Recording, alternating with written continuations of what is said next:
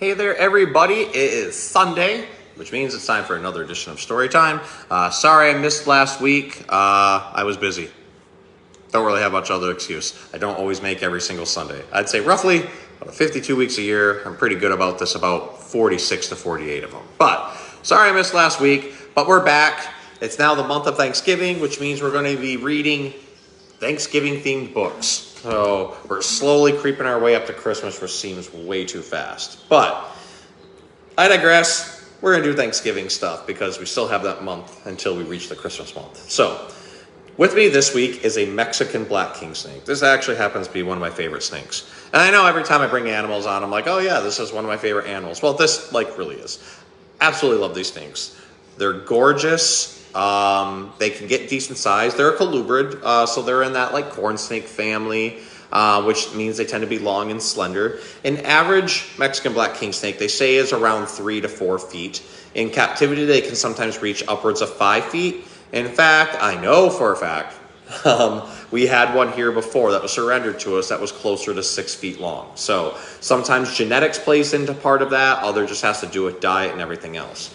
Now, when you hear king in another snake's name, a lot of times that means that they'll eat other snakes. That's ophiophagic. So king snakes eat other snakes. And since this one comes from the Sonoran Desert region, which is the southwestern United States, so a lot of parts of Mexico and then into Arizona, there are rattlesnakes out there. Mexican black king snakes are immune to rattlesnake venom. So that means they can get struck, nothing's going to happen to them, and as long as that snake is big enough for them to swallow, they will eat that rattlesnake. There's not a lot of snakes out there that are immune to venomous snakes. Certain species of king snakes really happen to be one of them that are up there, and then a snake that I've worked with before in a zoo that looks very, very similar to this one is going to be the eastern indigo snake. And eastern indigo snakes are North America's largest non-venomous snake at roughly 8 feet long and about that big around. And they are immune to every snake venom in their region. I think one of the reasons I really like the Mexican black is it just reminds me of a much smaller version of an eastern indigo.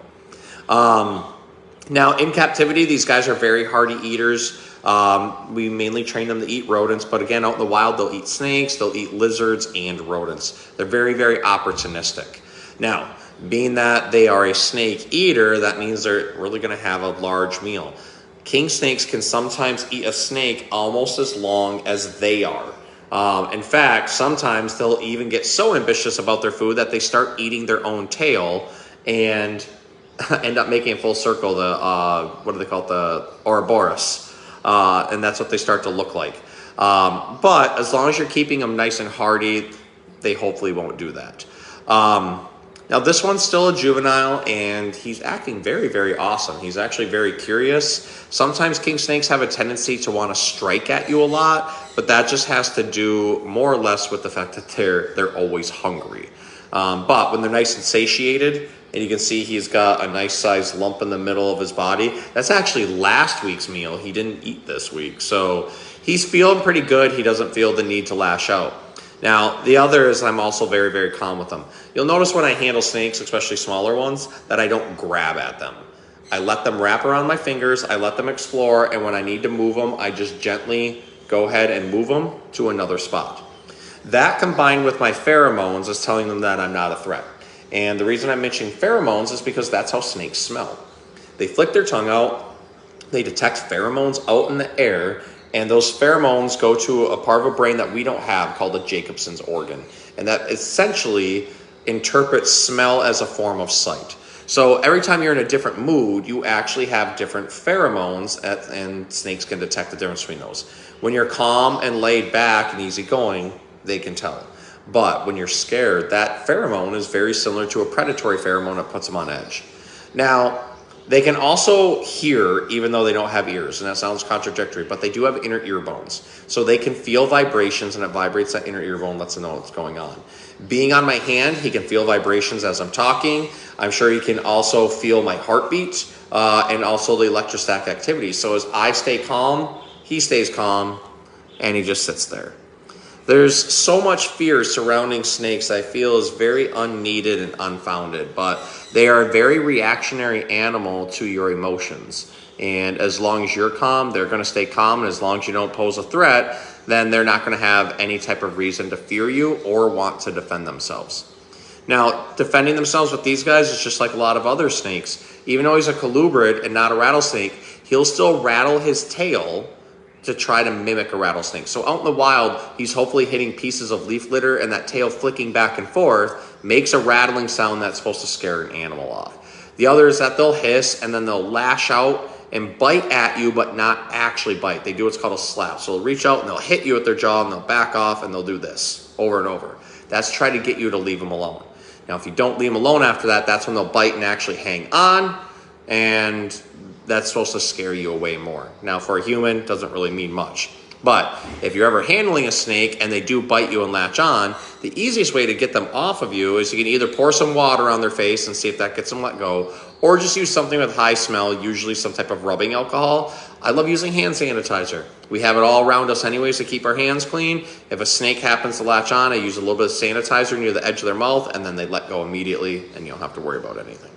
So, it's hard to find animals that are Thanksgiving related, we'll say, especially since there's not really a lot of Thanksgiving books. But I did find one today at the Capital City District Library, which I thought was really cool. It's by Tanya Lee Stone, and it's called T is for Turkey, A True Thanksgiving Story. So snakes aren't really a part of the story, but who cares? Snakes are just awesome. I love having them around. So we're going to let him curl up in my hand. Hopefully he'll just stay there while we read T is for Turkey. So it's an alphabet book, in case you couldn't guess by the title. So if any of you out there don't know your alphabet and don't know how to read, I have no idea how you got on Facebook. But we'll teach you to read with this book. So A is for the American story. Our school will tell. Some myths will set straight, other facts you know well. B is for bold. This adventure we planned in search of more freedom in a faraway land. C is for colonist. Our ship lost its way, so the Mayflower sailed into Cape Cod Bay. And it's a rhyming book, which are my favorite. I love tongue twisters. D is for difficult. There is not much to eat and many grew ill, but we couldn't be beat.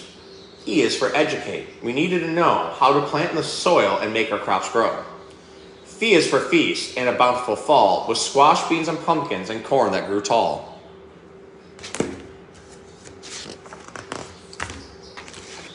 G is for good morrow is what Pilgrim said. Hello and how are you is what we say instead.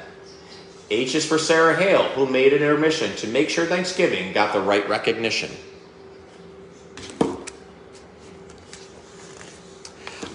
I is for Indians, but that name's not quite right. We're the Wampanoag tribe, or people of the light. J is for joining two groups of goodwill. To gather together was really a thrill. K is for kids who worked hard to help out. They fetched wood and served before running out.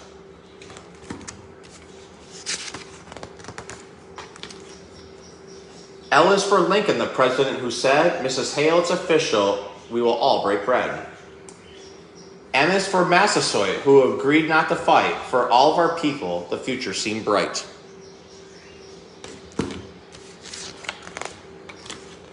N is for neighbors at our celebration. For 3 days their families shared our relation. O is for opportunity. Our feast has provided a chance to be friendly instead of divided.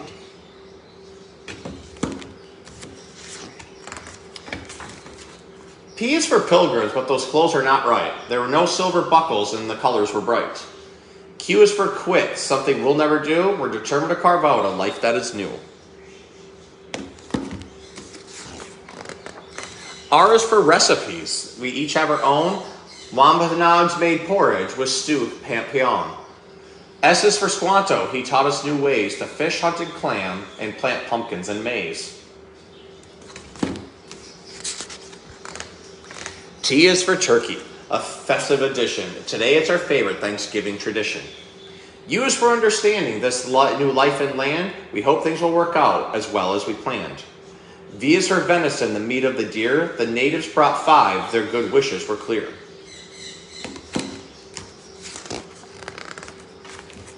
W is for wishful. We hope this will be a lasting tradition for you and for me. X is for xenial, a big word that means make all of your guests feel like kings and queens. Y is for yummy. We share this great food and rejoice all together. What a wonderful mood.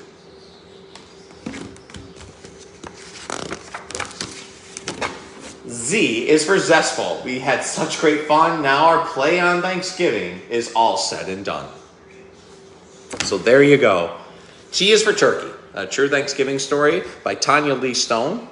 I hope you had fun with that story. Maybe learned a couple things. They had a couple really cool politically correct moments in there to kind of break some of the verbiage we like to use. So, fun story.